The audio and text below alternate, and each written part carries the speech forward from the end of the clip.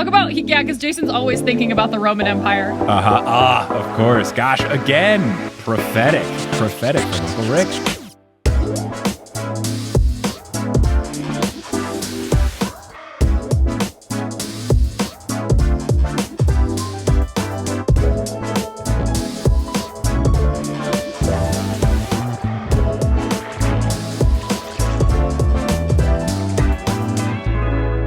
What's good?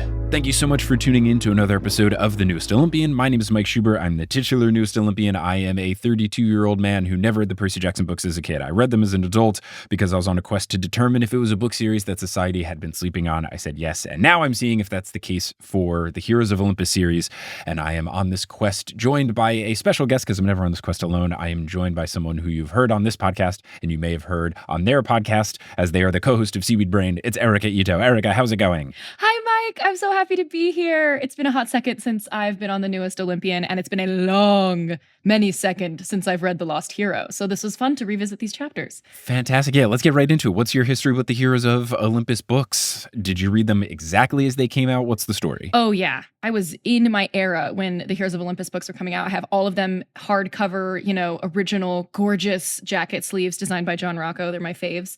This is the series that Carter famously deeply spoiled the end of this for me because we were reading them. I want to say it was our freshman year of high school, and Carter ran into the library, and was like, oh my God, this thing happened. And I was like, why would you Grover do that? died. Yeah. Yeah. Why would you do that to me?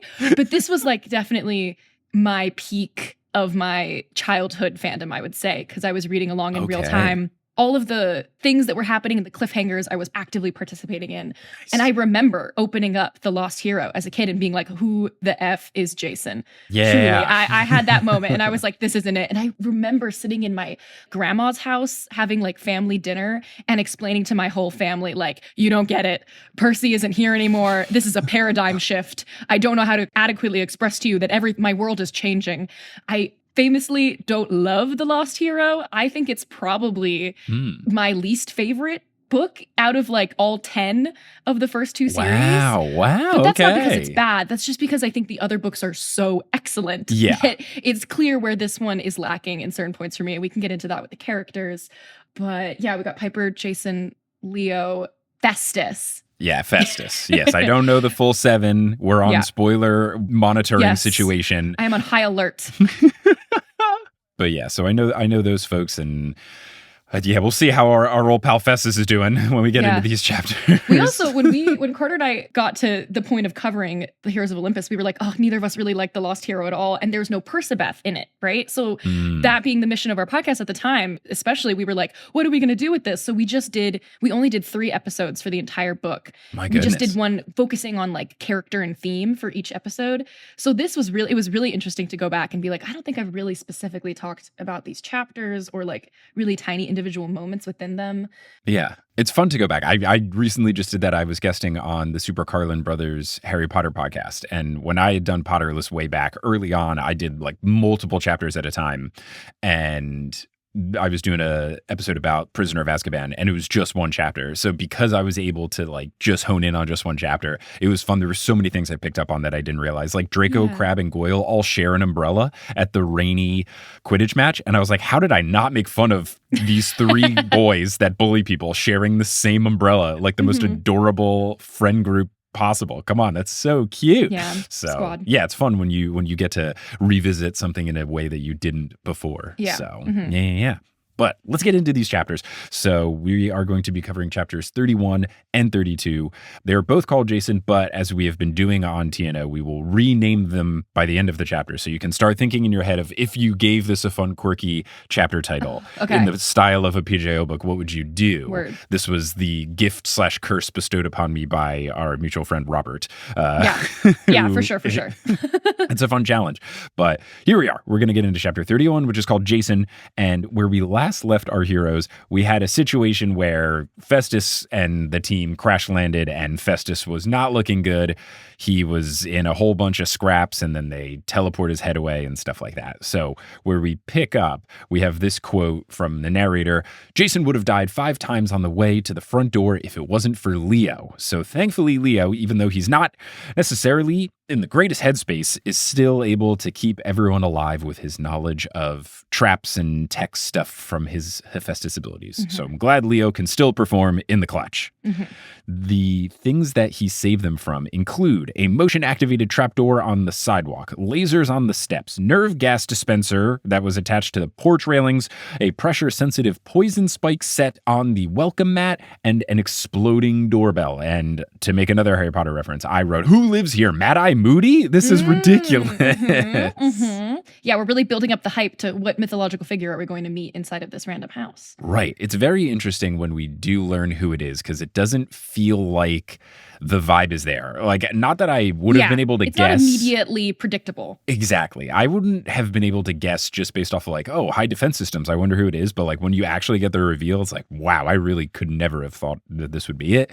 Jason calls Leo amazing. Leo doesn't think so. Kind of basically saying, oh, I can't even fix a dragon. Very Buzz Lightyear in Toy Story. It was like, I can't even fly out of a window. Years of academy training. I really can't with him. I really can't with Leo. He is the most angsty character in the entire. He is worse than Nico when it comes to the self-loathing and the the brooding. Like, I have gotten into many a tiff with people because I know people love Leo and I don't think he's a bad person. He just is annoying. And like he said, he wants to be annoying. Yeah. You know, as he says in this chapter. I will see how it develops because, he's had a couple of his self-deprecating things that just feel like your classic sort of low confidence teen sort of stuff, which like makes sense because that's where he's currently at. I will see if he grows out of it as he is now realizing I have cool powers and cool abilities and I can do stuff. But yeah, he does seem a bit mopey when things don't go right, which I get. And that's how some people are. But yeah, I could see me being frustrated with it just because I'm very much not that type of person. I'm very much like, okay, cool. Well, moping about something is just a waste of time. I understand there's other people that like need a moment to be sad. But for me, I'm like, let's move on. And I know that's not necessarily the healthiest, but that's how I operate. Yeah, it's part of this relationship dynamic between the three of them that is for me not my favorite because I think that there are so many more layers that you could add into this thing that isn't just Jason, golden boy, hero, Leo, I'm not that guy. That really, I feel like ultimately, especially right now where we're at. And I think that just is kind of what it distills into, where it's like, oh, Jason's the hero, he's the leader. Leo, I'm not the leader, and that makes me feel inadequate, and where do I fit? When we already read, 5 books where there's many different places where a demigod can fit. Like, I don't think Grover ever necessarily suffered sidekick syndrome, in the original books. And so for us to come to this series and have Leo just be like, well, I'm not the protagonist, and that's really hard, because I don't know, I'm struggling with my masculinity and where I fit. Like, it doesn't land for me. And that is my thing with Leo. But he's not a bad guy. Sure. And I understand where he comes from. I just want more from him sometimes. Yeah, I get that. I'm excited to see how he changes over the books. But yeah, I would say if it is this for 5 books, it'll be like, all right, man, like, come on. Especially when he starts doing cool stuff like, sure, I understand imposter syndrome. Exactly. I'm a full-time creative. Right, I get it. But like, you just killed a bunch of cyclopes with your magical abilities. Yeah, like, dude, you can talented. Hype yourself up a little bit. You're talented. You're a demigod. Yeah. You're in there. Come on. Let's Jason go. tries to do this. Jason says, look, it's not your fault that whatever happened to Festus happened. Leo kind of ignores this and says, oh, the door's unlocked. And that shocks Piper. You have all these protections, but the door isn't even locked. And then Piper pulls Jason aside before they fully enter. Leo goes in first. And then she levels with Jason. Look, Leo's going to need some time to get over Festus. And similarly to Leo in previous chapters, Jason feels bad about what he said to Leo when he was under Medea's spell. And I think this is a very much along the lines of, can we forget about the things I said when I was under the spell of Medea? I didn't mean to call you that. Yeah, exactly. So he also feels bad about almost killing Leo with a sword, which is a little extra thing because Leo felt bad about what he said. I don't know that Leo was ever a threat to kill Jason with his tiny hammer. Yeah. But Jason with his giant gold sword certainly was a physical threat against Leo. Yes. So I think Jason might have the leg up of, well, I said bad stuff and I did almost murder him, so I don't feel great. That's a scary moment. I really think that is a good moment of development for that. If we're going to be on this whole one of us is a strong protagonist and the other one is like a dopey sidekick thing, then I think that's a great moment of being able to express that through like, well, Leo might say something and feel really bad about it, doesn't have a filter regardless of the Medea spell, but Jason is actually physically dangerous and scary and like can go to take things to a whole nother level. Right. And we should honestly be scared of him. I'm scared of him. I also think that Jason and Leo not liking that they did something that they didn't have control over, that is a very relatable and scary feeling. Even if it's as lighthearted as you were under laughing gas at the dentist and you said some stuff, or you were blackout drunk and you did some stuff that you didn't know. Like anytime you do some stuff and you don't have your full wits about you, that's never a fun feeling. Even if you don't do anything bad, like just not having that control feels gross. So I understand why both of them are feeling very uncomfortable given what just happened, because it's a super uncomfortable situation. Yeah. Okay. We kind of go right into Jason also talking about Piper's eyes looking sad after this, right? They're normally multicolored and they look like they're like shattered into pieces, and he wants to talk to her. Right. But then they don't really have a conversation about it. And this is the thing that makes me go, ooh, and be like, oh, it bothers me because they're not vulnerable with one another. And that's what was hard for me to like fall in love with them. That's a good point, because the others are pretty vulnerable right off the bat. Yes. Like there's the initial coldness, but then they are leveling with each other quite quickly halfway through book one. There are two things that make this book difficult to kind of like immediately launch into feeling deeply about the characters for me, which is like they meet and they're quote unquote friends already. So anytime you walk into an environment where that relationship between them is already established, even though there's all of this mystery and like there are blanks in the memory, we're walking into this thing being like, these guys are three best friends and we just need to believe that. And that's hard because we don't get to watch that relationship develop. So I'm supposed to believe that they're best friends, but then on top of that, they have these moments where there's conflict between them, but they don't communicate about it. They don't let each other in. Piper's like, hey, just let Leo go off on his own. And Jason like wants to talk to Piper, but she's like, hey, I'm fine. They're very distanced. It's very teenager. Like it's super appropriate for the age of the demigods at this point. Totally. But it makes me miss the friendship dynamic and the arc of them becoming friends and becoming partners. That's so important in the first series. Yeah, I think it's interesting because they are supposed to be friends, but also there's this weird missed thing of what of their friendship is real and what isn't real. So I think I'm kind of holding out judgment on it until we figure out exactly what's going on and we figure out exactly what was real, what was fake, what was missed, what wasn't. I think you do make a good point, though. I am more invested in the plot at this point than I am in their relationship. Exactly. And I do feel like almost the reverse was happening in Percy Jackson. Like, yes. And this is why when they changed stuff in the show, I didn't care. They were like, oh, the Krusty fight, they changed it. But like, why do we care about Krusty? Like, it doesn't matter. So preaching to the choir. I obviously care the most about the character relationships in the story. Right. So that's why Lost Hero was just like the lowest on my ranking personally out of the 10 books, just because it doesn't prioritize the thing that is my bread and butter, which is the character relationships. Yeah. Okay. No, I can see. I think that's a good, interesting perspective I haven't heard yet. I think I'm still just like waiting to see what happens before I like judge it, but I can see that being a very valid critique. I'm still enjoying the book regardless. Yeah. I'm excited to see what happens. And this also could be a thing where I read the other ones and then I'm like, oh, these other ones hit so hard that like in retrospect, Lost Hero doesn't hit as much, but I'm still enjoying it. Okay. Yeah. I can't wait. Because I've heard really good things about the later ones. I don't know exactly which ones are the best. I think you can feel it shift. You'll get there and you'll be like, okay. We're cooking with gas now. Now that we've introduced, I do feel that The Lost Hero is almost like a prologue into the rest of the series. That's another thing that I'm trying to like give the series grace is that it is book one. Yes. And they do have to set up a lot of stuff. So I'm just kind of like, so many new characters. Let's just leave it be. Let's see what happens. So yeah. But continuing on with the story, Piper then, after this whole like looking sad thing and Jason saying, look, I want to help out with your dad if I can, seriously. I don't care if it's a trap or not. Piper tells Jason, you don't know what you're saying. And then she asks him not to make her feel worse. And then she says, you should follow me inside because we should all stick together. So inside, the house, mansion, whatever this place is huge, and it is dark. There are very large windows that are blocked by velvet curtains. There are life-size metal statues. There's a U of huge sofa arranged, and there's a big chandelier and a row of closed doors.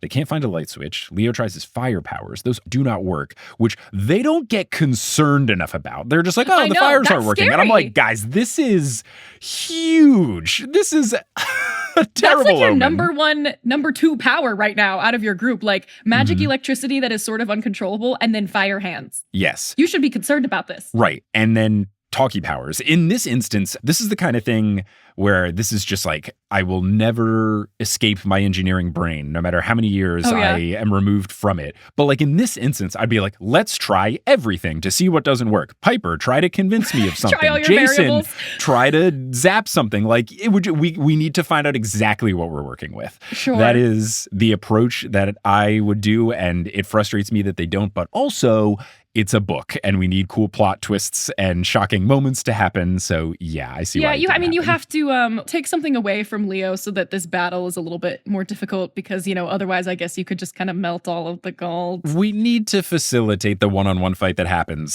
So Yes. I get it. If there was a book series written about the way that I would approach these things, it would be so boring. It'd be so boring because I would take forever and I would check everything, and I would not be good on these quests. The book would mostly be a glossary explaining all of the terms that you're using to build out your lore and everything. Yeah, that's okay.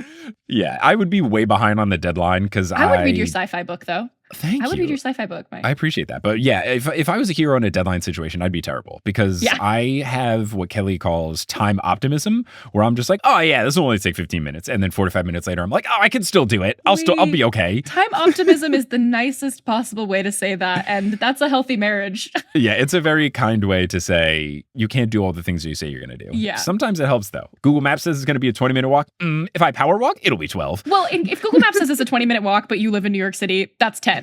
You can do it. That's Just fine. Cut it in half. Yeah. Cut it in half. Cut it in half. So the trio brushes past this fire thing not working, but they are still spooked about the location where they are. Jason thinks it's going to be dawn soon, so they should just bring in the cages. And I wrote, how? They're big. They're going to make camp there and then decide what to do when it's daylight. And I'm thinking, surely someone in this place will come downstairs or find them because the turrets just went off and shot down a bunch of things, right? But we'll see. They then roll in the cages. I was like, oh, okay, yeah, rolling them. That makes sense. And then they crash on the sofas after eating cold rations because since Leo's fire powers aren't working, they can't heat up any food. Cold tofu for Piper. Tasty, tasty. Jason looks at the metal statues and notes that they look like Greek gods and heroes, which he thinks could be a good sign. How? No. Or a bad sign. Yes. In what world is, looks like Greek people frozen in place. These people haven't Maybe met they'll help Auntie us? M. They haven't met Auntie M. They don't know what they're doing. But they kind of did in the Frozen version of this, where people were frozen into statues. Like, I guess his thought is, maybe these were carved, so it's like pro-Greek people. But like, dude, anytime we've got humanoids frozen in place, it usually means they used to be humans without the statue form. Like, these were real people. You could argue that, like, you see like this big mysterious house with a bunch of traps. Maybe set up a tent outside of the house and don't camp inside of it. But they're demigods. They're familiar. No matter what happens, they're going to have to go in there and fight something. So they're just ready for it. Just throw it our way. Right. We'll take care of it. Yeah. No, you just know it's like you're playing D&D, like if we unlock this door, we're going to get into a fight, but fine. we have to open the door. Yeah, just get ready. Just make sure we got enough spell slots. Yes. So the Venti are still stirring in their cages, making unsettling noises. This feels like the extreme version of when I'm sleeping in the same room as my baby and she's getting to the point where she's about to wake up and she's making noises and stuff. And then I'm just laying like, are you going to wake up? Or are you going to work through this? Are you going to wake up? Or are you going to work through this? It's cute and fun. I'm going to tell your baby you called your baby an angry wind spirit, Mike. No, see, I said it's the most extreme version. When she does it, it's cute and adorable and very fun. Okay. Jason guesses that these wind spirits probably hate him just for being the son of Zeus. Leo tries to lockpick the coach hedge cage in order to release him, but is not having success here. Jason's ready just to fall asleep on the couches because they are much comfier than a metal dragon's backside.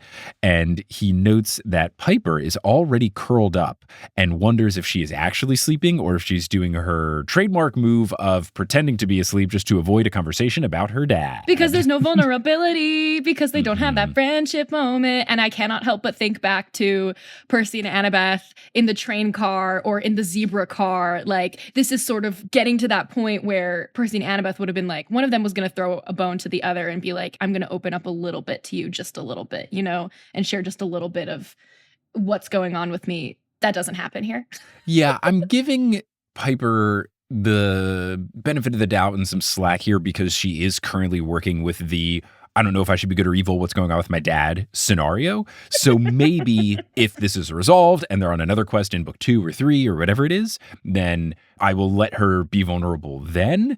But yeah, if there's no lingering Tristan situation and she's still doing stuff like this, that will be frustrating. No, but yeah. right now, I get it. I don't blame Piper. She's in an impossible situation. And I don't blame Jason because Jason is like trademark a nice guy. He doesn't want to push Piper. He doesn't really understand the nature of their relationship at all. So, and he's afraid. He knows that he has all this weird power inside of him. He's that kind of guy who's like, I'm big and strong and I don't want to hurt anyone.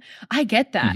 I just think I like kids more than I like teenagers because teenagers are so boring. Yeah, no, I get it. And I feel like that is the daunting now fear of parenting is like, I'm so stoked for when kid is 12 and they like me.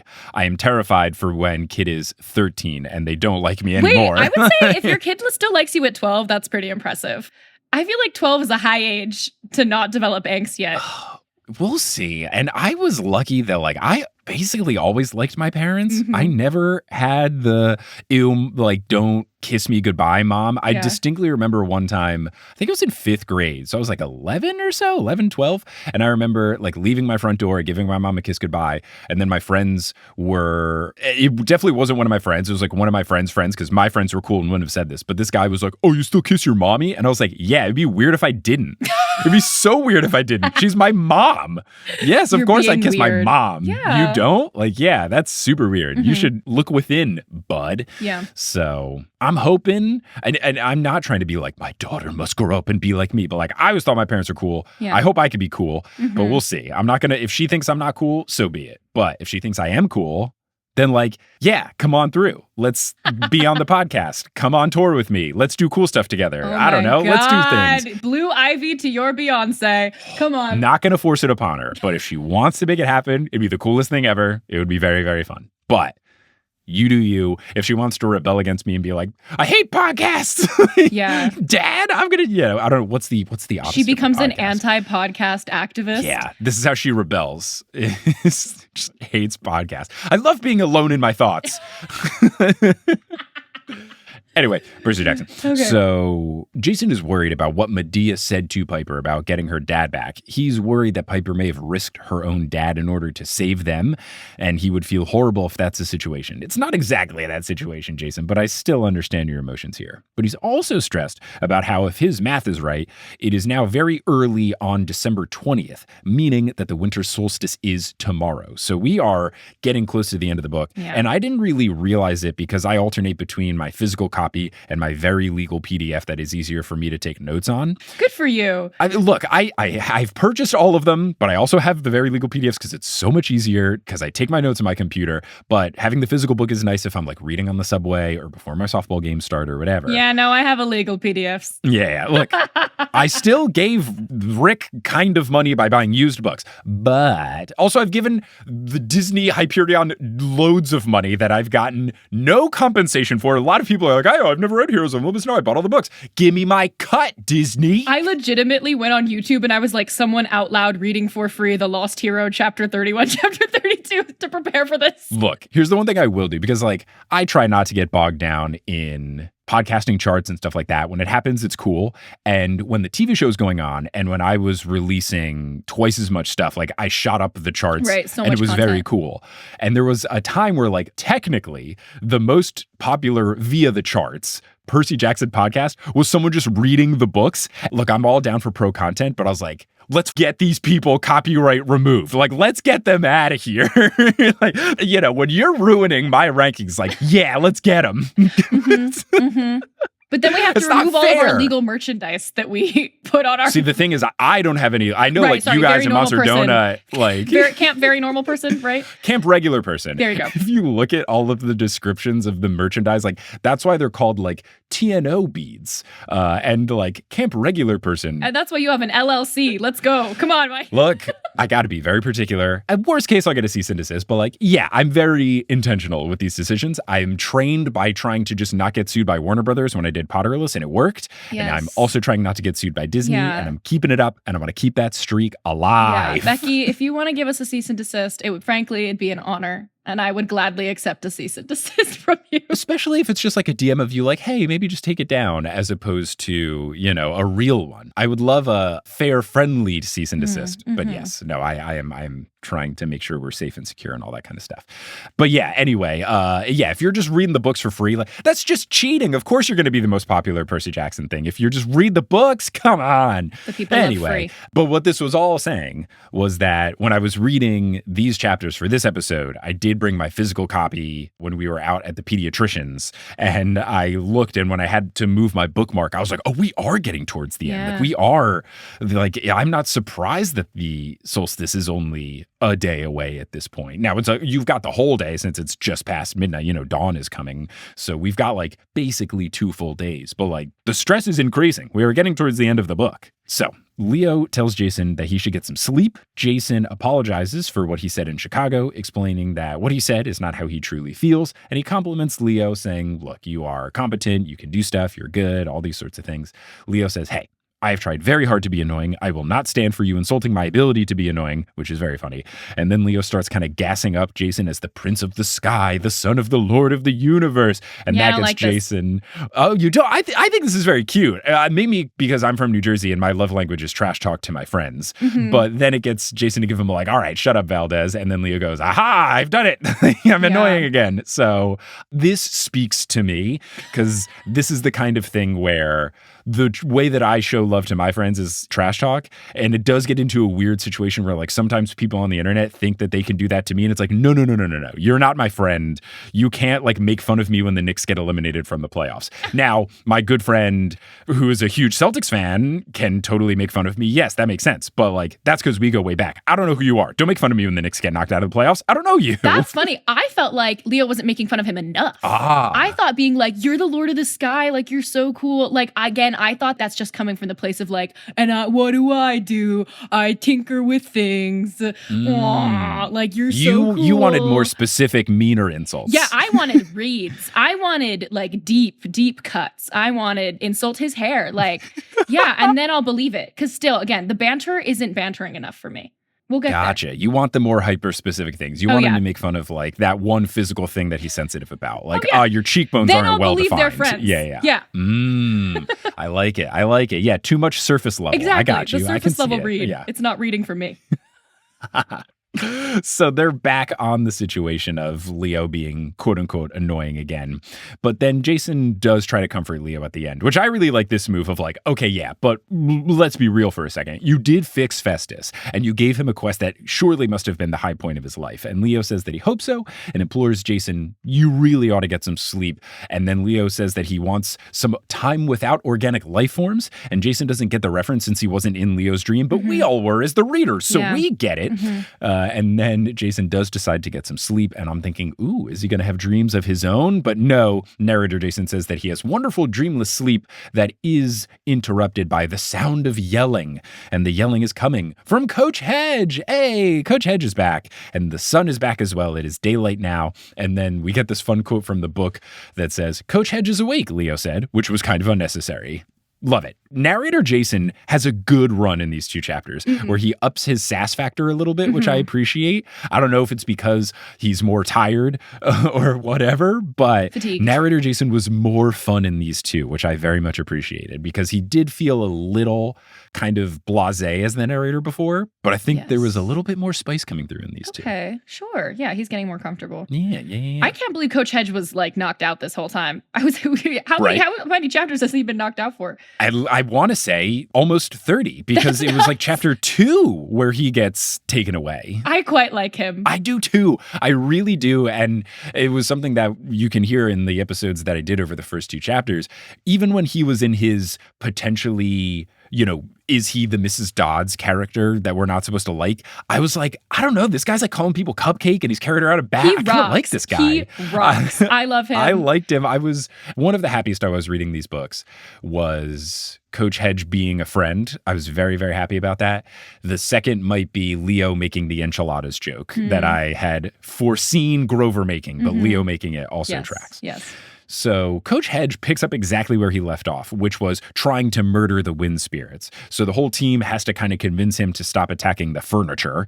Jason does get him to stop, and then he ponders Coach Hedge's physique a little bit. Quote, his beefy hindquarters were definitely all goat. Could you call a goat beefy? Jason put the thought aside. Okay, Jason. This is so teen boy. This is like, not to call out certain men who love to go to the gym in my life, but all they do constantly, walking down the street, that guy total hoss. Oh my God, look at that guy's arms. Like, dang, check out that dude's legs. I'm like, you are looking at these men far more than anyone else.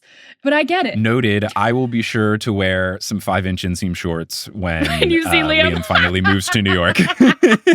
We did have I think it was off mic, but we did have a conversation when he was on the pod a couple episodes ago. Because I was like, yeah, like come through. We can work out at my home gym. It'll be fun. And Liam and I are the opposite, where like my legs beef up very well, my arms don't. And he was talking, he was lamenting that like his arms beef up, but his legs don't. And I was like, cool, we can give each other pointers. So yeah, that conversation has already happened. And then you can comment on each other's goat behinds. Let's go. Look, I'm here for it. I do wish someone's got to invent. We need like male yoga pants that aren't gross. Like I need a way to show off my legs without also just like bulge situation. You should go to like a dance store. Like go to the Capizio store and get some like jazz tights. Yeah, well, I need something that's like tight everywhere except for the junk. Because like that, I can't just like wear compression shorts around. It's a bad vibe. But I do envy that I don't have something that can show off my like greatest a jogger, feature, like my butt. Yeah. Like, no, I know what you mean. Because there's like a kind of jogger that's like made out of like a legging material. So it's like spandexy. So it's going to hug the glutes, but then it's going to be loose, like in the front area. Right. Yeah. I'll be on the lookout for you. Thank you. I frequent athleisure websites. I can find something. Yeah. All right. Cool. So anyway, Percy Jackson, Coach Hedge recognizes Jason as well as the other two. Narrator Jason notes that Piper's bedhead looks absurd. So clearly the Aphrodite charm has worn off by this point. Hedge is trying to piece together what is going on. And then he sees the Venti in the cage and he readies an attack against them. But Leo stops him and explains that the Venti are trapped in one of the cages and Coach Hedge was in the other. They just freed him from it. So everything is pretty chill. You should be chill as well. Jason then tries to give, quote, Coach Gleason, whatever you want us to call you, the lowdown, which is great. Very big seeing your teacher outside of school energy. I don't know what to call you when I've seen you at the grocery store, Mr. Simon. And he gives him the lowdown that Coach Hedge saved them at the Grand Canyon. The extraction team then took our trio to Camp Half-Blood, and they all thought that he was gone until they heard that Medea had him. And then Hedge goes, you went on a rescue mission for me. And then Piper, who tries to call him Gleason, but then says, this is too weird. Can I please call you Coach Hedge? Delivers the truth that finding him was basically accidental. They weren't really going for him. No. And Hedge is sad initially. So cute. He's sad initially, but then he perks up because, on quests, nothing is an accident. Yes. So this was meant to happen. I must be very important, which I love. What a fun read. Yes, he has such endless optimism and like he is like the antidote to Leo for me in this book where like he believes in himself and he's so excited to be on this quest right now.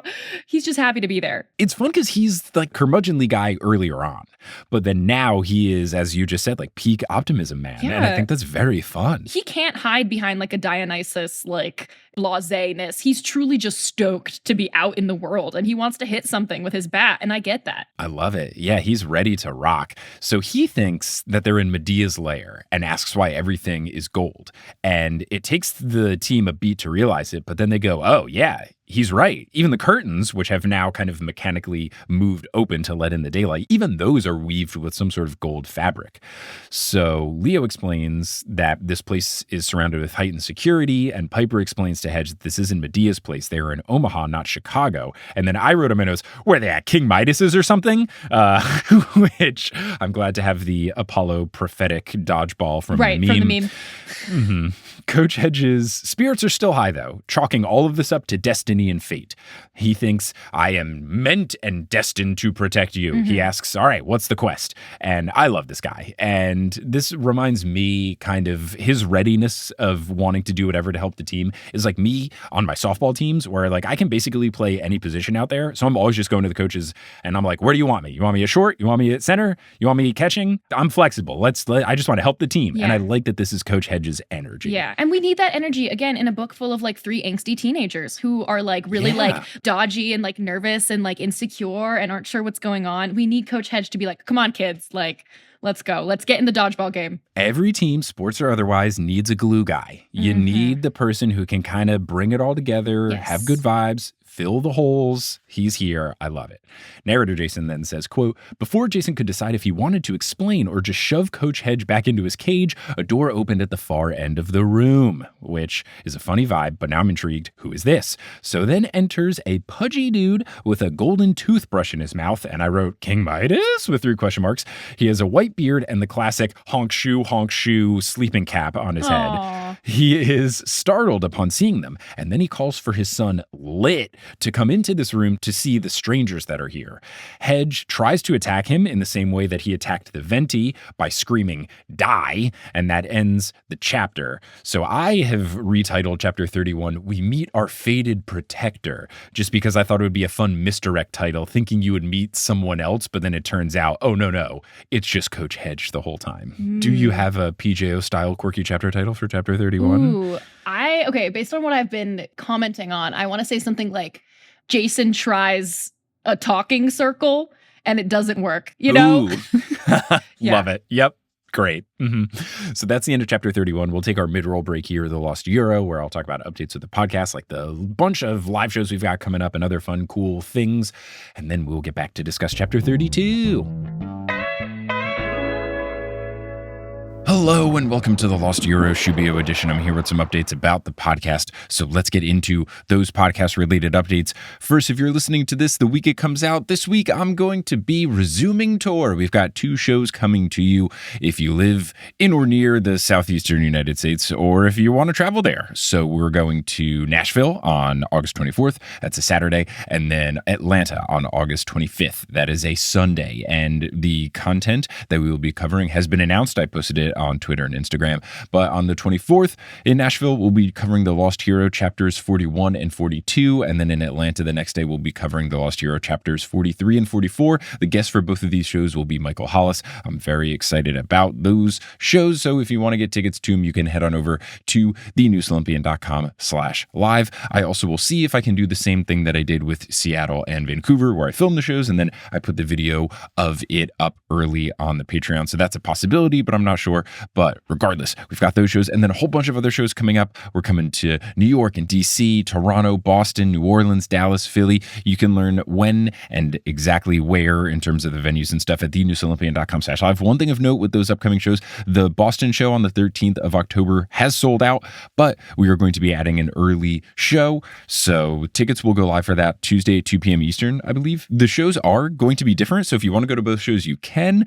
But yeah, that Boston show, a lot of demand, already sold out for the 7:30 p.m. show, but we're going to be adding a 3 p.m. Sunday matinee show. So you can get tickets to that and everything else at thenewsolympian.com/live. That's it as far as news goes with the podcast, but also I just want to take this time real quick to remind you about some of the cool things you can get with Patreon that I don't talk about as often every single time. First up, you do get access to the Discord with the Patreon, which is really fun. I love hopping in the Discord and chatting with folks, and there's all sorts of on-topic and off-topic and specific topic. If I am on top of my game and I don't have busy things going on, which it's been getting busier, dad life, but you can get access to the episodes early if I finish them early. Like I said, you get those video things sometimes, and obviously there's the bonus episodes and the exclusive merchandise and all that kind of stuff like that. So lots of good things happening over on the Patreon. And of course, I want to give a shout out to the folks who've joined the Patreon most recently. So shout out to our newest Mega God tier patron, Ambwitch. Shout out to our newest God tier patron, Rainy Rain. And shout out to our newest Demigod tier patrons, Kate F., Peyton McCain, Sarah Bruce, and Letherial. Thank you all so much for your support. May Poseidon bless you that if you get caught in the rain and you are wearing any article of clothing that doesn't do particularly well in the rain, like suede shoes or something like that, may he bless you that your shoes or whatever article of clothing it is doesn't get too wet to the point where it is damaged by the rain. Now, if you're all caught up on the newest Olympian and you are looking for a new podcast to consume, you are in luck because I make a whole bunch of podcasts and I think that you would like the podcasts that I make. One of the shows that I make is Horse. Horse is a comedic basketball podcast that I co-host with my buddy Adam Amawala, where we talk about the NBA and the WNBA, the history of them, the current things going on. We've been covering the Olympics recently, which has been very fun. And it's just a good time if you want to get a little bit more understanding about the entertaining things surrounding basketball. Why do people like Charles Barkley? What are these memes that are being thrown around? This can be your podcast. And if you are super into basketball and you are just looking for a more lighthearted basketball podcast, we can be that show for you. So check out Horse wherever you get your podcasts by searching for Horse or by going to our website, horsehoops.com. Now, unless you're listening on Patreon or you get access to ad-free episodes, you are going to now hear words from a few sponsors to make it feasible for me to be a full-time podcaster. Some of those ads will be read by me and others of them won't be. The ones that aren't read by me are inserted locally. So if you live in the Bahamas, don't be surprised if you hear an ad in English, but maybe just about things more relevant to the Bahamas. But once those ads are complete, we'll get back to this episode of The Newest Olympian. All right, and we are back. Chapter 32 is here. It's also called Jason. The entire team has to hold Coach Hedge back to prevent his attack of our new friends with a question mark. Lit then enters wearing pajama pants and a Cornhuskers t-shirt because they're in Nebraska, so clearly you must do this. Mm-hmm. But he also has a sword in hand, so not necessarily completely innocuous vibes. He has scars all over his buff arms and his handsome face. All right, Jason, like getting interesting with these descriptions in this chapter. Classic Rick Riordan. It seems like every character is bisexual because you have to narrate through their perspective what everybody looks like. Yeah. Love it. We're getting more of that. Lit sizes up the team and then charges a slash on Jason, but Piper uses a calming voice to de-escalate the tension. It does get Lit to stop, but Coach Hedge still wants to attack. Jason begs him to stop since 1, these people could be friendly, and 2, we are the ones trespassing. So if anyone's at fault, it's us. Yeah, you literally walked into this house. Right. Come on. The older guy asks why they're here. Piper asks if everyone could drop their weapons first before we have this conversation. Thank you, my vegan queen. Yes. Hedge is far more bloodthirsty than I recalled him being earlier in the book. He asks, can I just have one thwack? Piper declines. He counters with an offer of, okay, how about I kill them first? And if it turns out that they're friendly after the fact, I will apologize. Piper declines again, and then Coach Hedge finally relents. I guess he was threatening to hit people with his bat, but I thought that was just because he was in grumpy teacher mode, not necessarily an all-times vibe, but it does seem to be a consistent, evergreen situation for Coach Hedge. Oh, yeah. He just wants to hit stuff. Oh, yeah. He wants to be the martial arts hero that he dreams of being. Yes. He wants an action sequence, set piece. I want to smack things. Yes. Narrator Jason then says, quote, Piper gave Lit a friendly, sorry about that smile. Even with her hair messed up and wearing 2-day-old clothes, she looked extremely cute. And Jason felt a little jealous. She was giving Lit that smile. Yeah, you should be jealous. He's such a teen. You should be jealous, Jason. Lit is about to get a crush on Piper right now in 2 seconds. Mm-hmm. Lit tells Piper it's a good thing she speaks so well. Otherwise, he would have, quote, run through her friends. And Leo thanks him with a very funny line, saying that he prefers not to get run through before lunch. I like this a lot. The old man welcomes them to all take a seat. Lit tries to protest, referring to him as Your Majesty. And now I wrote, okay, is it King Midas?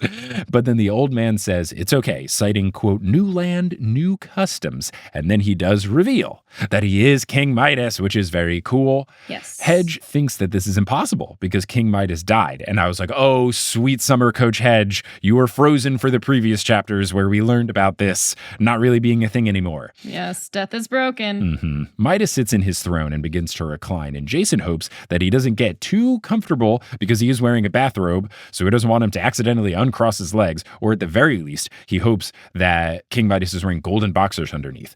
Jason, what is going on? Like, we're weirdly oogling over Hedge's physique and then trying to not have the intrusive thoughts. Then we're thinking Lit is super cute. Then we're like, I don't want to see this old man's junk.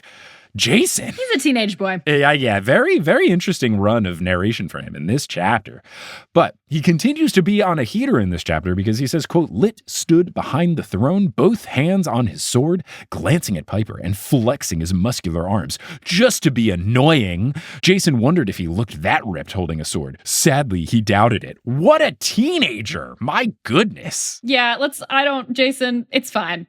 I do like that he calls out that Lit was probably flexing with the sword because in my teenage years, I definitely did that kind of stuff all of the time. Like anytime I would have to change my shirt or do any sort of thing where I would be seen, I clenched my abs the entire time my shirt was off before I put the new shirt on. Or if it's a photo and I'm wearing a tank top or something, I'm for sure flexing in the photo. I 1,000,000,000% did that as a teen. So I love that Jason immediately thinks this guy's for sure doing this as well. I'm glad that Jason is nervous. I'm glad that every time a vaguely attractive man walks into the picture, he's like, I better protect Piper. He should be nervous. That's my kind of maybe girlfriend. Yeah, come on.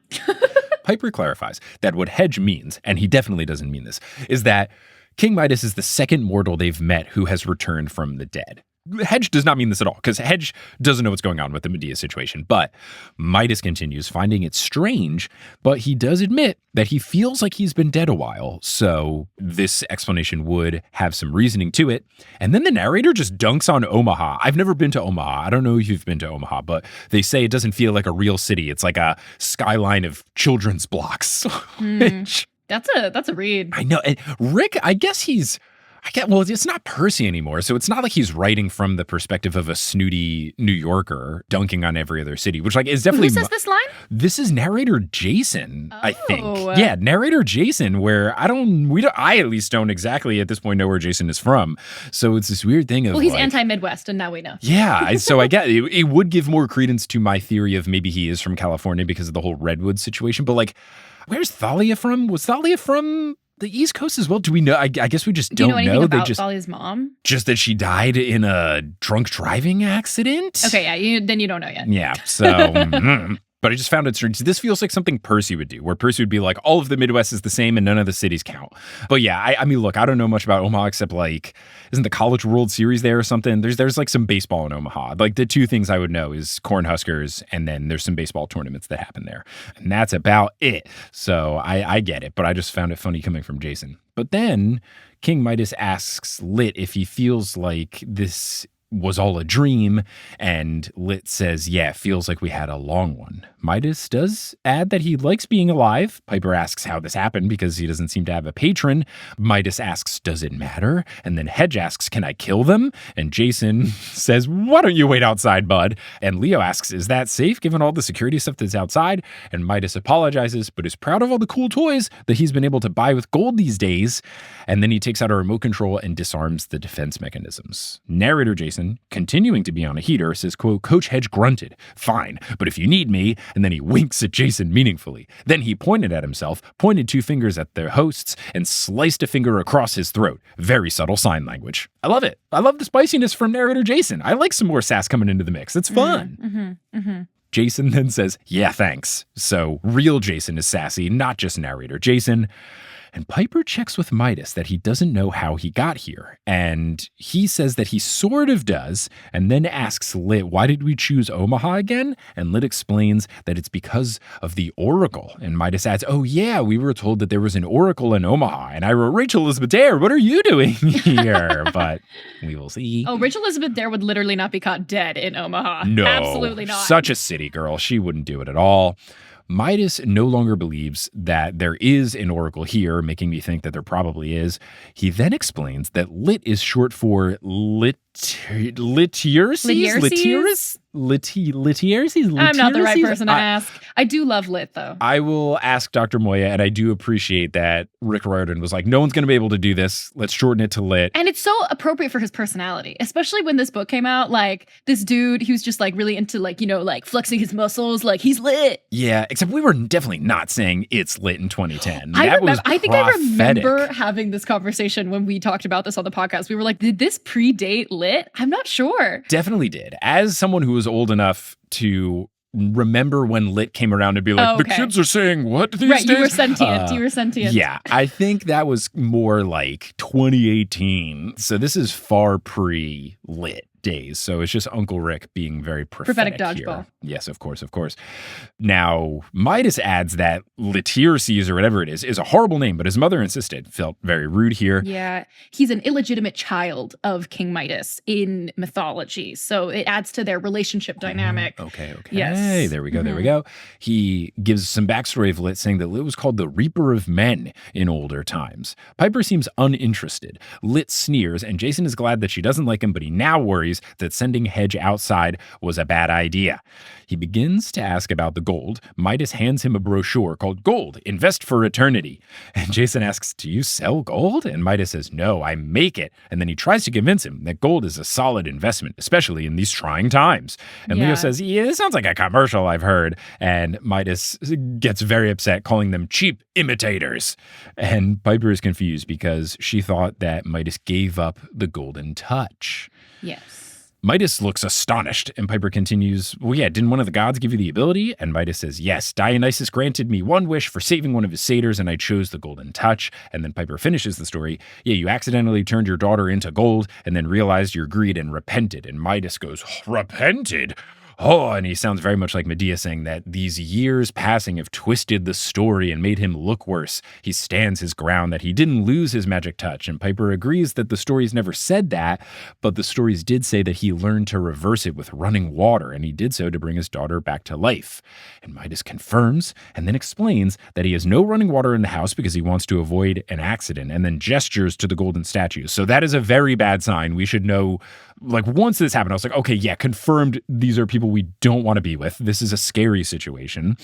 But then he does explain that they live near a river because sometimes he has little slip-ups and he will do things like accidentally pat Lit on the back, which I think is a very funny visual. Yeah. I think it's so interesting that we meet Midas in a mansion setting as opposed to what to me would feel more Riordan-esque to have wandered into like a pawn shop, you know, or like a buy-sell gold store and have really played into that. Like, this is how he's taking up space once again now that he's been reincarnated or whatever.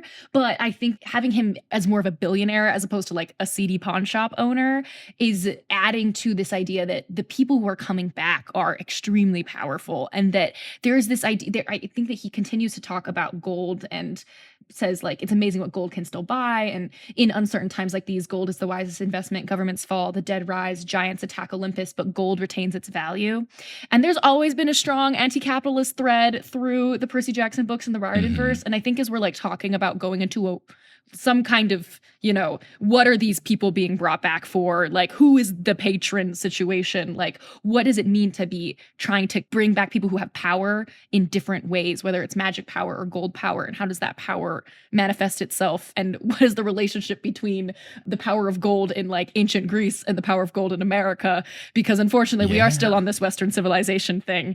Even though that's kind of been eliminated now in the TV show, the flame of Western civilization is still very much alive in this book series. So thinking about, I think, what it means to bring back Midas as like a billionaire, wealthy, you know, stereotype in that sense, we should consider who this patron might be. Right. And I think the key difference I'm noticing with some of the people they're running into now in this book versus the stuff that was facing the heroes in the first Percy Jackson book is they were more kind of stumbling into traps where monsters are trying to trap demigods. And the people that they ran into weren't like specifically hired for a specific thing. It was just like, our whole deal is luring in demigods and then attacking them. And the characters we're following in the books just happen to find their way through and accidentally stumble into Hantiums or Krusties or whatever. Where these folks with Medea and King Midas, they were specifically brought back intentionally by Gaia, or at least I'm thinking it's Gaia. They haven't like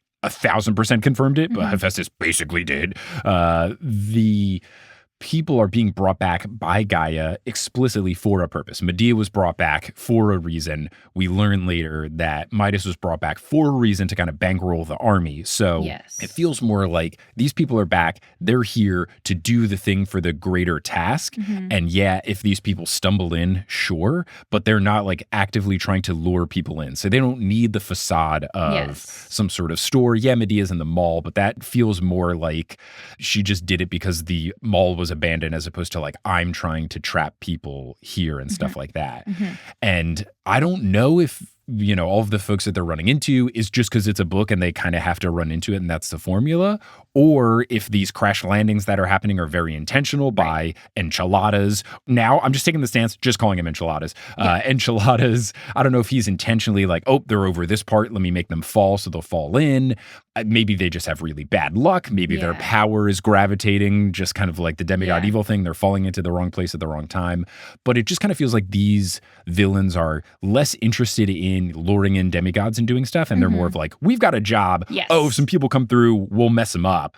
But that's not our goal here. And it eliminates some of the quirkiness, like we could have had, like wandering into a pawn shop or something, but that's not what the series is doing. It's much more intense. Like the stakes are higher, the doom is looming more. Right. And that's fine. And I think that's what's getting me more interested about what's afoot here in the big picture, because it's almost like these mini bosses don't care about our team. Like it's kind of daunting that they're like, oh yeah, okay, fine, you're here, sure, cool. Whereas it felt like there were more intentional things happening of like trying to stop Percy. Like Dodds was trying to stop them. The Furies were trying to prevent him from proceeding. Ares was going out of his way to thwart his plans and stuff like that. Whereas these people are like, oh, sure, whatever. I've got bigger fish to fry. It's like, what do you mean there's bigger? Like that's what it's weirdly cool and scary. This book, it feels a lot more like a mystery or a detective story than an adventure. Yeah, it's way more whodunit of what's going on, which I think is fun. And I see why this book and maybe this whole series is more of the people just like absolutely plowing through them, because like there's so many mini tiny cliffhangers where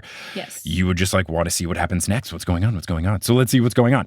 Piper asks Midas why he would keep the power, because wasn't the point of your whole story that you learned your lesson? And Midas laughs and asks for Piper's backpack. She empties its contents first. Very smart, and then tosses it to him. He turns it into gold, but it's still flexible and soft, and then he lobs it back, saying that the bag is now also magic, and it's basically a bag of holding. He instructs them to put the storm spirits in there, which is very convenient. Leo brings the bag over towards the spirits and unzips it, and they kind of vacuum inside. So Midas then explains, wow, this proves that my power is not a curse, and I didn't need to learn a lesson. And he then adds that his daughter was more pleasant as a statue. Lit explains she was too talkative. They are absolutely jerks. And then Midas says, yeah, that's why I turned her back into gold, which, okay, if there wasn't scary enough vibes coming out now, this is the moment of get out of there. This dude sucks. I cannot imagine doing anything mean to your own daughter. That's awful. What are you going she talks too much? Get out of here. Terrible reasoning. I think this line that Midas, I like triple bolded and underlined this quote where he says, I didn't learn any lesson and life isn't a story, girl.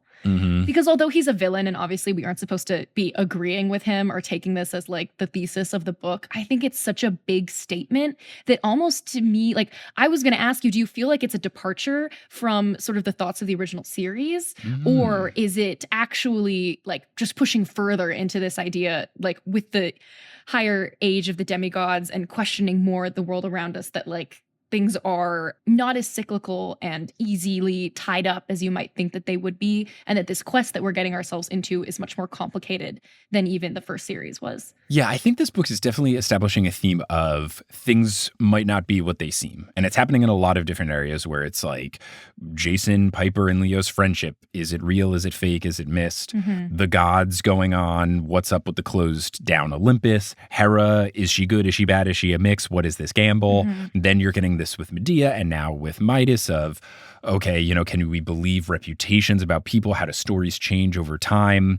So yeah, I think that interestingly, some of the stuff that I think they've put more into the TV show already, like it was kind of there in the PJO books, but I think they've ramped it up in the TV show. And it's certainly here in this book series of like, can't always trust what you're saying. I think the PJO books did more of like, sometimes the gods are jerks, but this is more explicitly of like, you can't believe what you always hear.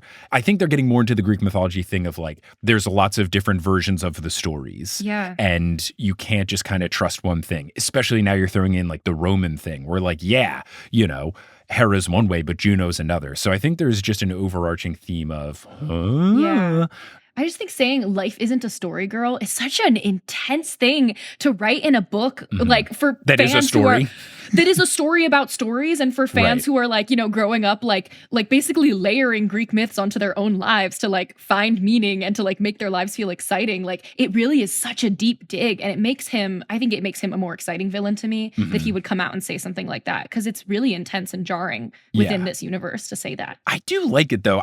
It's one of those things where a villain says something and you're like, you're not 100% wrong. No, I'm like, wait, you're cooking. No, you're right. Yeah. Because there's definitely some decisions that I made in life that I thought like, oh, the story of this will be cool, so I should go through it, like staying in a relationship too long because you're like, the way we met was cute and I want to be able to like tell this story at the wedding. It's like, that's not a reason to stay in a relationship. Like just because it started off cute, like, there's too many things of, I want to do this because of how it will be perceived and stuff like that. I have to say also that this line is getting delivered to Piper, I think is very interesting because although this never, as far as I know, I don't know that it ever comes back up. I don't remember. But like, I think that for Piper, who is trying to figure out what her story is in this world and like what is her narrative, and like she's the child of an actor, like all she's really thinking about is like, who am I supposed to be? What's my story? What's my tale?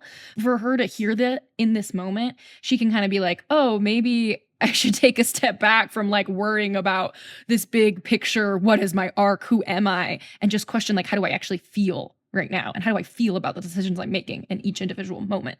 Yeah, totally. And look, I think that's a thing to keep more in the mind of is just like the general focus of like not trying to worry about like how things will be perceived by others. Because I think when you say life's not a story, that's what I think of as like other people reading the story. It's like, no, you got to make decisions based on like what is, like you just said, true to you, or like what is right, not necessarily like what would sound cool when you tell it to someone else or when someone reads about it.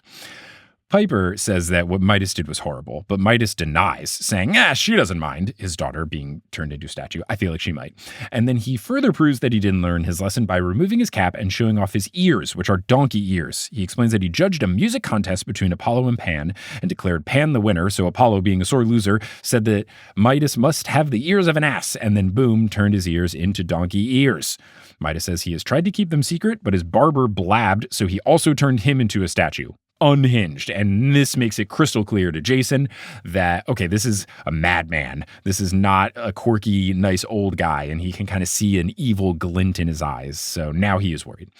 Midas then postulates that he was brought back to help bankroll his patron, and Lit says that yes, it was that and also my good swordsmanship, and now it dawns on Jason that they were working for the giants, but Mayan says, I don't really care for giants, but I do owe my patron a great debt, and he has to help because the armies are expensive, and then he reveals that he tried explaining this to the last group who came through, the Hunters. What?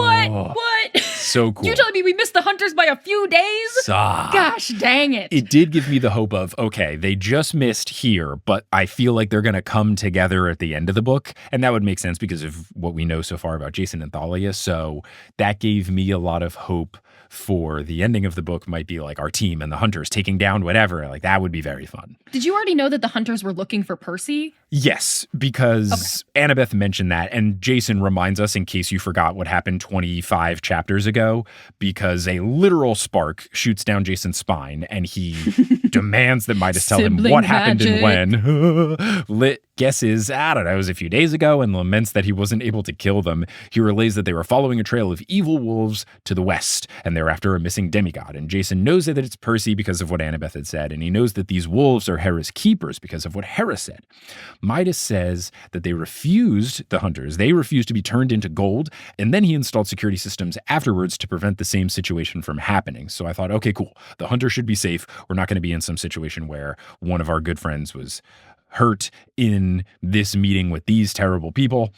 Piper wants to end the interaction right here, thanks them for the bag, and of course Midas says, oh, no, you can't leave because I need to expand my collection. And Midas tells them not to worry, though, because they don't have to be turned into gold. They can also take option B, which is you get to be killed by Lit, which doesn't feel like a great fallback.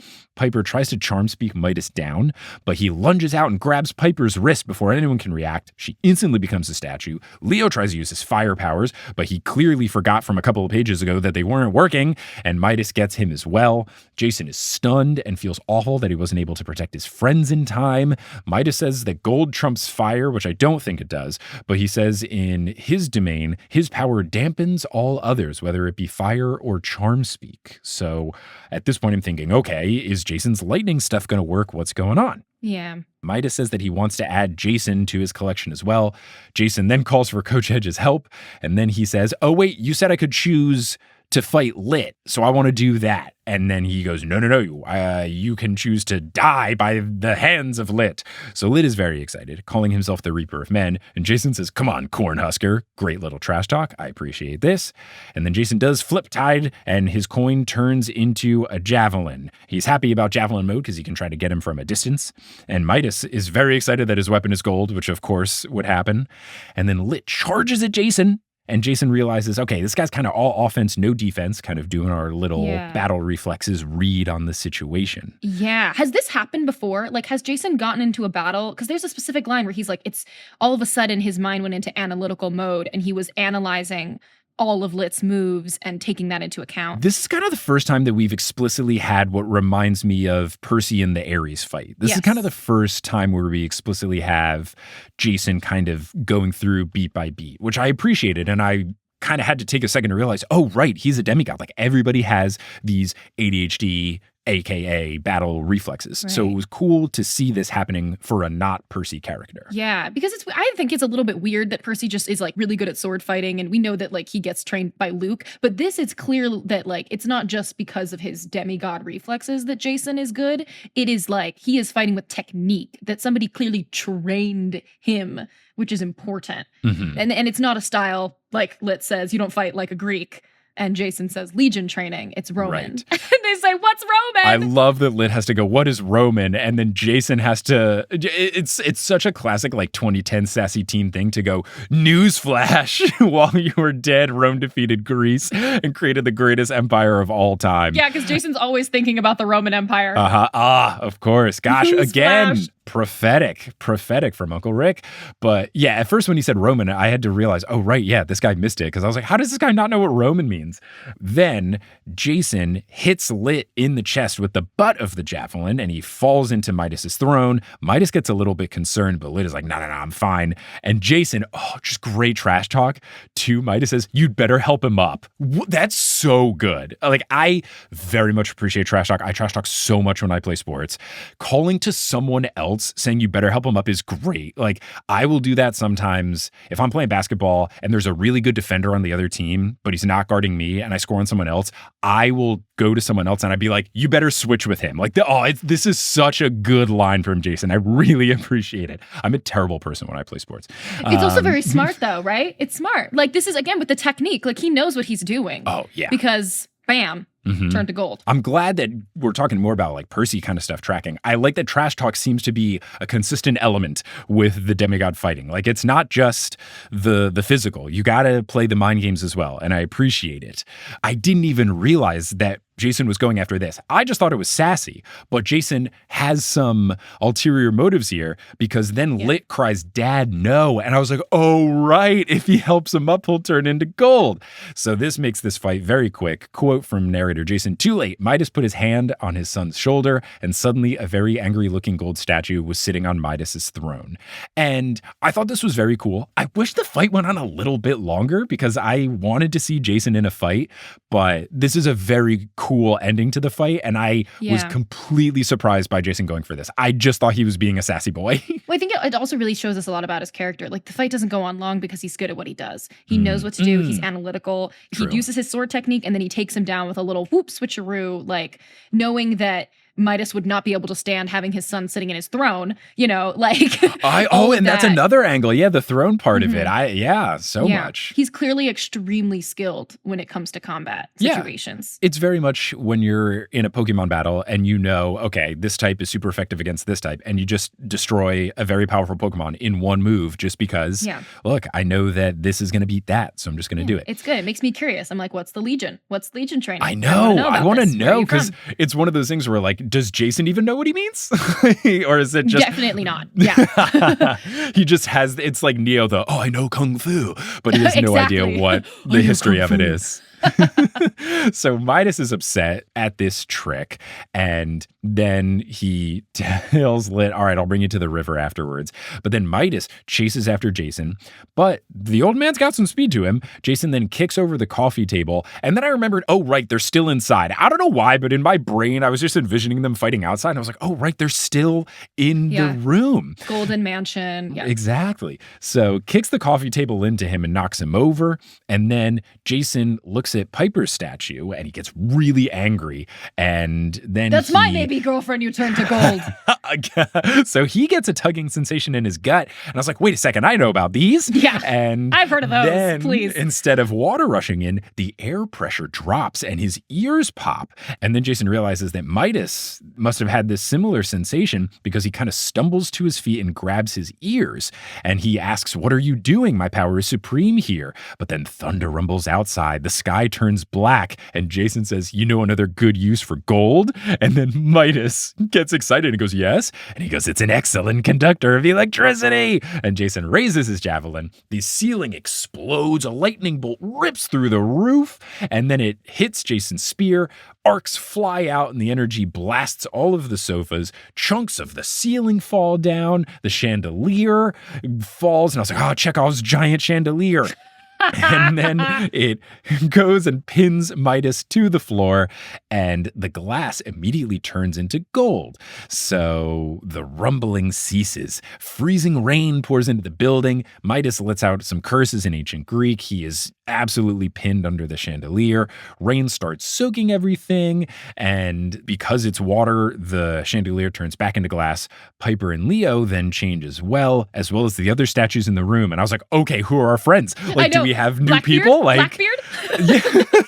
Do we get a new party? Like new party members joining? Let's go. This could be very helpful. And then Coach Hedge, so much action happened. I forgot that Coach Hedge had been called in. So just perfect comedic timing. He comes in and he goes, what did I miss? And Jason goes, where were you? Yeah. And I would have loved to see the absolute bloodbath between Lit and Coach Hedge. I would have read about that for like 7 pages. It'd be good. It'd be really, really good.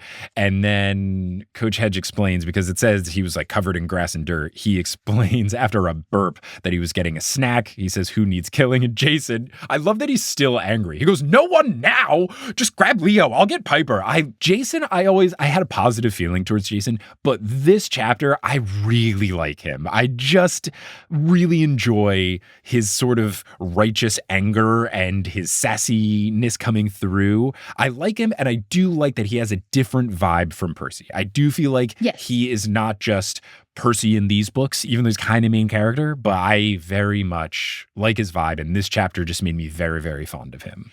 I think we start to get a little bit more in this chapter. Like where the sass is coming from is his like fatigue, of having to lead and be like, okay, this stupid stuff again. And like, it's too easy for me like to trick you to fall into this throne and like, let's just get out of here. And I am always down to vibe with and support like a fatigued leader, you know, who's just sassy because I want to get it over with and I'm babysitting all of my children. Right. I hope he continues to veer into that. Exactly that. It feels like the person who is putting the team on his back. Very much like, oh, I guess I'll do everything again. And he's starting to get frustrated. Like, can't anyone pick up the slack here? Which I don't know anything. Yeah, I prefer that as opposed to like, there's a line right before the end of the chapter where he looks at everyone. He's like, he was a son of Zeus. He could not fail his friends.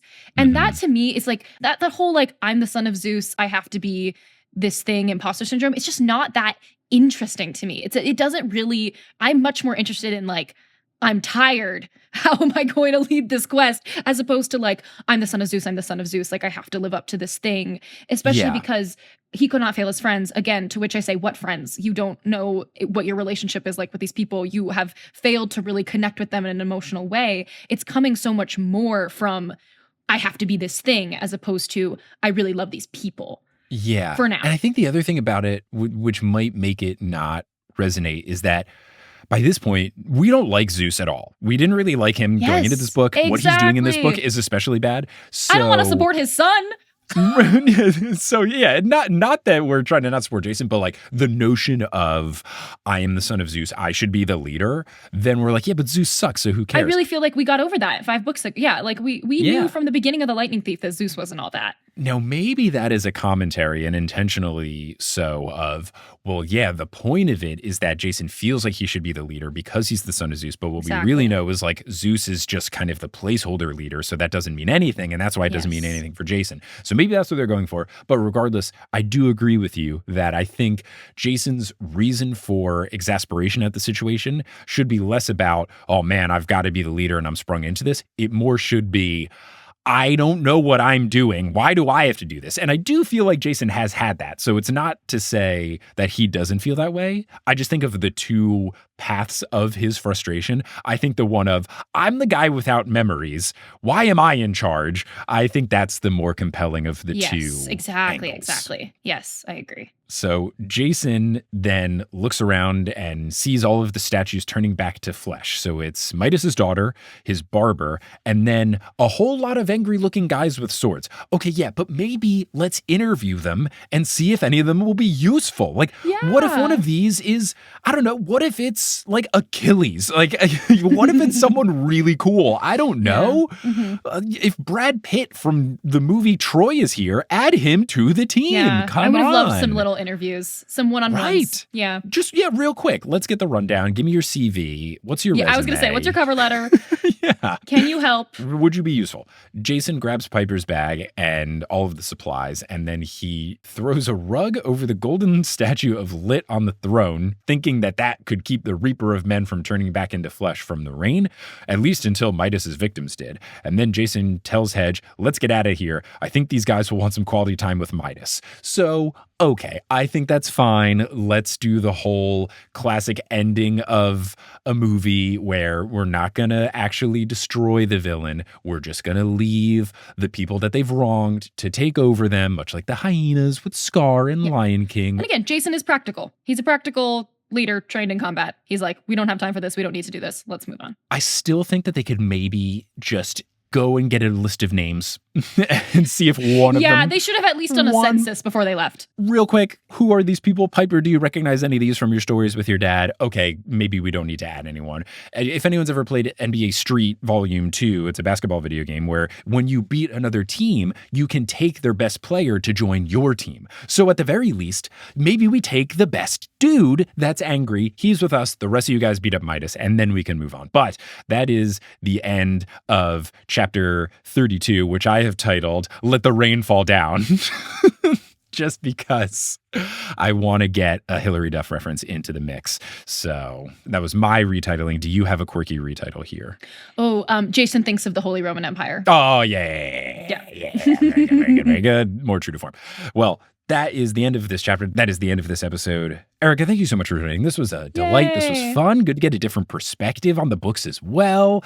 If people want to find you doing stuff on the internet, Percy Jackson or otherwise, or if they want to see you doing real stuff on tour, where can they see you doing stuff? So true. CV Brain Podcast, we're on all the things. CV Brain Pod on Twitter. Check us out. We're reading the Kane Chronicles right now, which has been so delightful. If you are like somebody who read the Kane Chronicles as a kid and you want to revisit them, or you've never read them, but you've always been curious, we're having a blast reading about those characters and talking about Egyptian mythology. It's been really fun. And yeah, I'm currently traveling around the country in this little musical called Wicked. If you like musicals, you should come and see Wicked.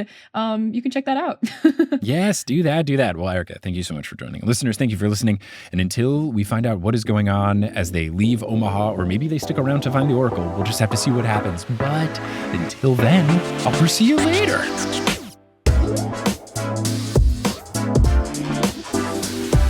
Hello, thank you so much for listening to this episode of The Newest Olympian. This podcast is created, hosted, and produced by me, Mike Schubert. I also run the social media and the website. Our editor is Sherry Guo. The music is by Bettina Campamanes and Brandon Grugel, and the art is by Jessica E. Boyd.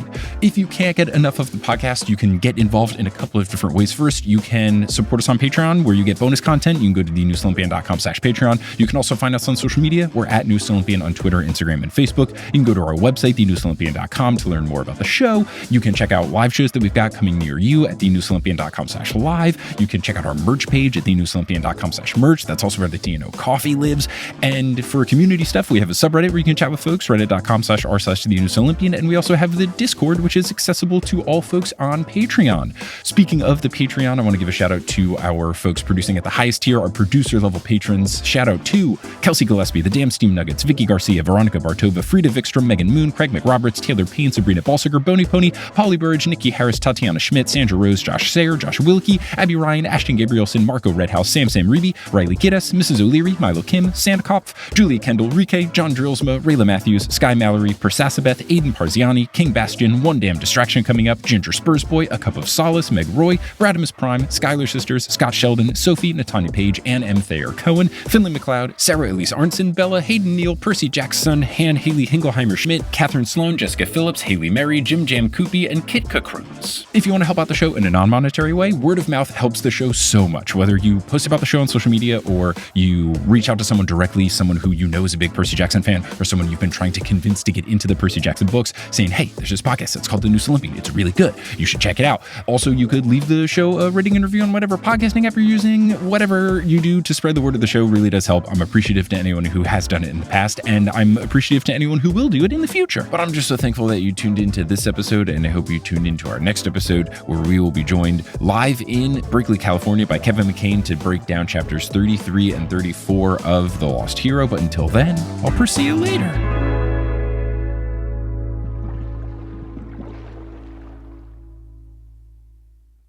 Hey everyone, how's it going? It's me, ASMR Mick. So in the Shubio here, currently, we've got a bunch of stuffed animals and stuff in a little bin, and one of the recent additions to the stuffed animal collection has been something that Kelly was sent by her office as a congratulations on the baby thing. It's a Vermont teddy bear, which I don't know if that's like a thing, but the packaging would make it appear to be a thing.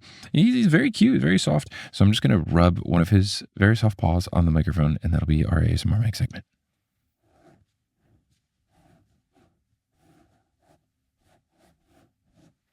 Thank you so much for listening.